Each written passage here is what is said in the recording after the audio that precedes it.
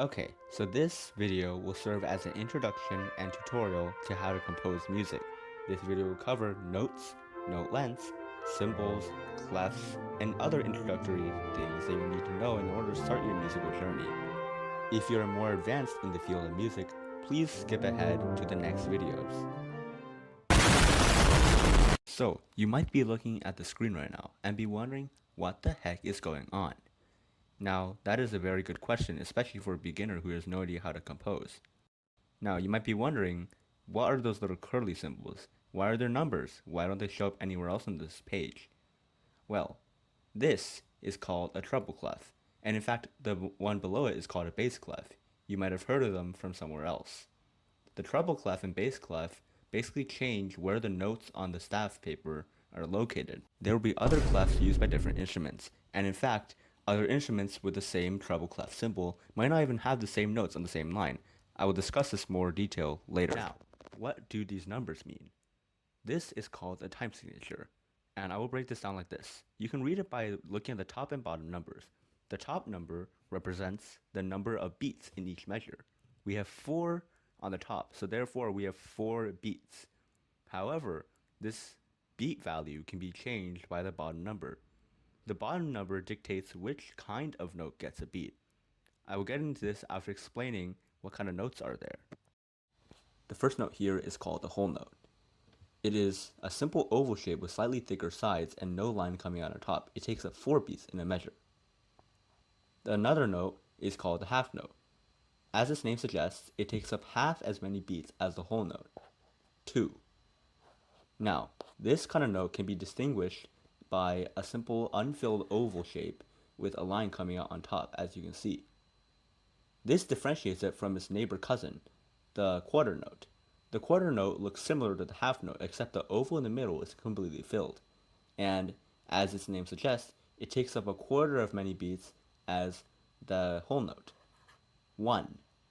Now, the next note will have what we call a beam, and you will see what I mean. This is called an eighth note. It takes up half as many beats as a quarter note, which is 1/2.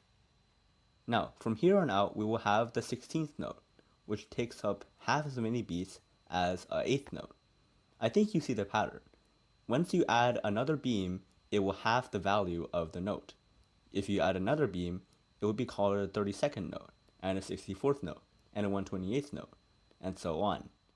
If you add a dot to the right of the note, it will actually extend the note by half of what its current value is. For example, if a quarter note is worth 1 beat, and you add a dot in front of it, it will now be worth 1.5 beats. This is called a dotted quarter note. Now, if you have a half note and you add a dot in front of it, this is called a dotted half note, and will now, instead of being worth 2 beats, it will now be worth 3 beats.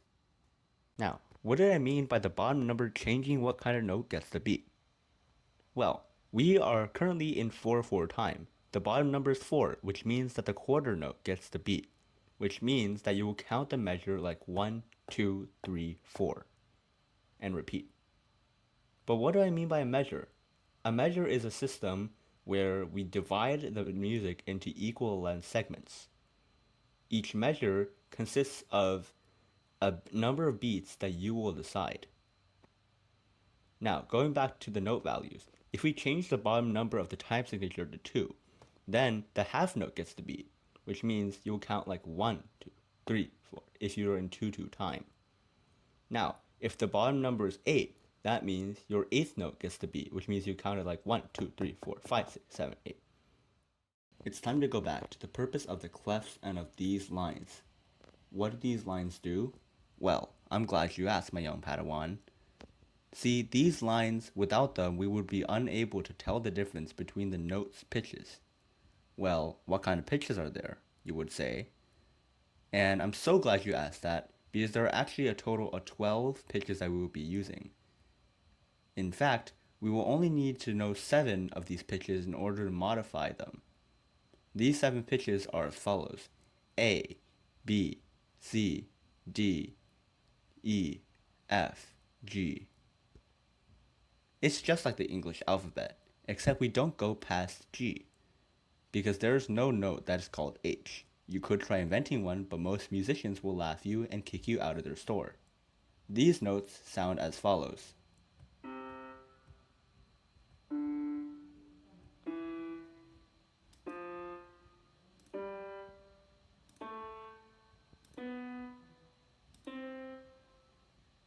Notice that we started on C instead of on A. This is because we will be using a note called middle C in order to base our understanding of the scale. Middle C is located differently in each clef. On the treble clef, it is located one line below the bottom line, as seen here.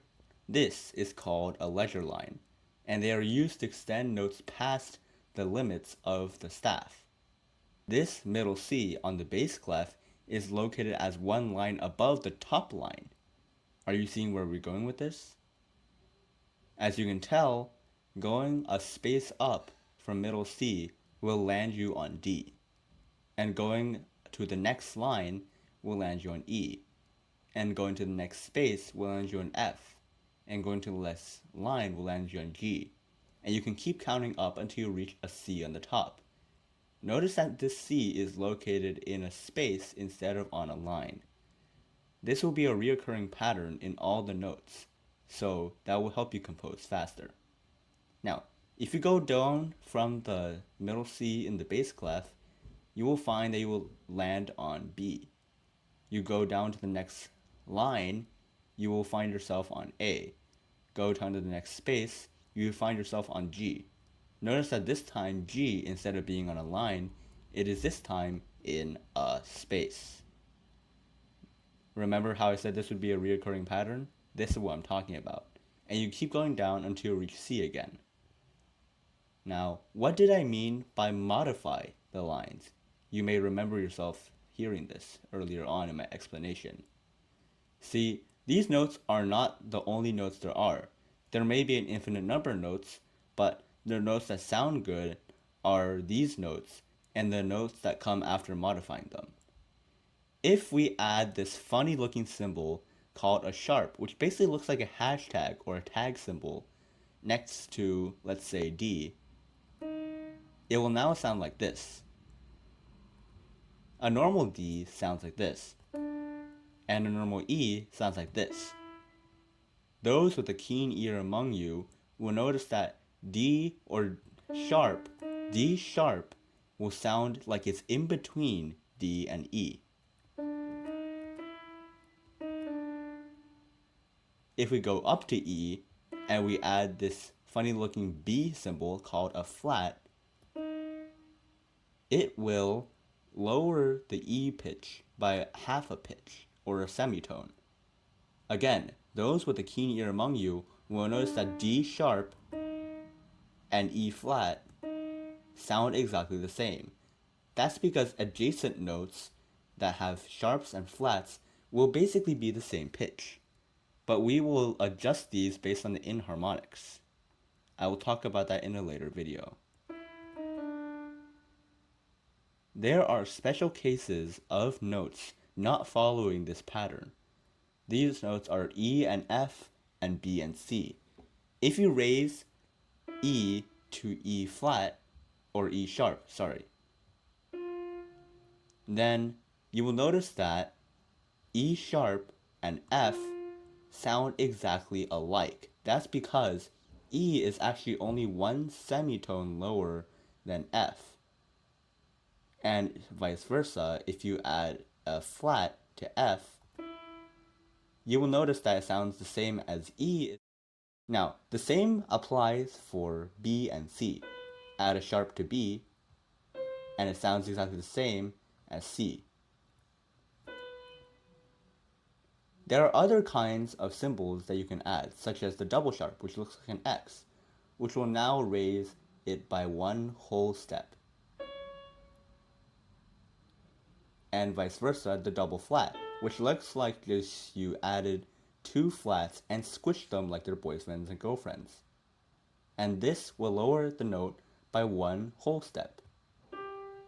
You might be confused by this talk of semitones, whole steps.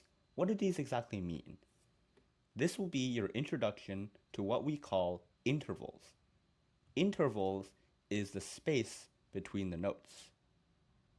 Now, these intervals are how we determine how far apart these notes are. For example, C and D are one whole step apart. And then E and F, which we determine to be one semitone apart, is half as apart as C and D are. Mathematically, this isn't exactly true, but for the purposes of what we will be discussing, this is how we will be classifying the intervals. So, C and D are one whole step apart, and C sharp and D are one semitone apart. Let's move on to tempo markings. Tempo is how fast or how slow a musician must play the given piece of music. Let's go in order, starting with grave. It means slow and solemn, usually somewhere around 60 beats per minute. Largo. It means slow and broad. This tempo is slightly faster than grave. Now, we have adagio, which is still slow, but now it's stately. Now we have andante, which means walking pace. This is slightly faster than all the rest that we so far mentioned. Let's move on to moderato, which means, of course, moderate speed. And then there's allegretto, which means moderately fast. Notice how I'm not giving you the exact BPM or beats per minute of these tempo markings anymore. This is because the musician decides how slow or how fast these tempos mean. They only are there in order to serve as a reminder of how fast or the mood of the piece. Let's move on to the fast tempos. Allegro, fast or cheerful. And then we have vivace or vivo, which means lively. Next up, we have presto, very fast. One example of this would be in Flight of the Bumblebee, of course. Then we have prestissimo, which means even faster. If you have a background in Italian, you might be able to recognize that some of these words are modified with things like isimo or etto, or maybe even you can add something onto it, such as molto allegro. Molto means very. So if you have a background in Italian, you can actually differentiate between these tempo markings. Thank you for watching this video. Next video, we will delve into types of modes, scale degrees, types of scales, and basic chords that you will be using throughout your compositional journey. Again, thank you all so much for watching, and see you all next time.